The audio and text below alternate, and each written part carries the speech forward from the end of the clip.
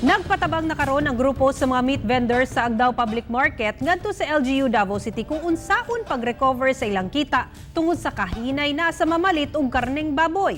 Atong sayron sa report ni Argil Relator. Tripleng kasakit kuno ang gibati sa mga manindahay og karneng baboy sa Agdao Public Market.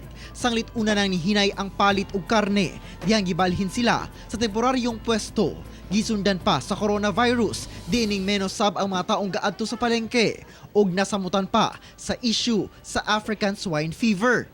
Kunhod gyud ang among paninda sir, ang among sales layo ra gyud kay tinuod sir. Sa matag pwesto, nakabutang gayud ang ilang meat inspection certificate pagpamatuod nga luwas ikonsumo ug nipasa sa NMIS ang karne. Ang meat vendor nga si Irish udto na apan halos wala pa natarog ang iyang display nga karneng baboy.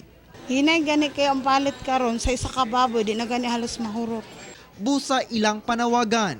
Pangangyon tami sa panggamahanan sa atong city government nga matabangan mig disseminate sa information nga i-properly inform the mga tao nga wala gani naabot sa ato ang ASF sa mga markets nato kay muagi man tag proper nga pagmatada.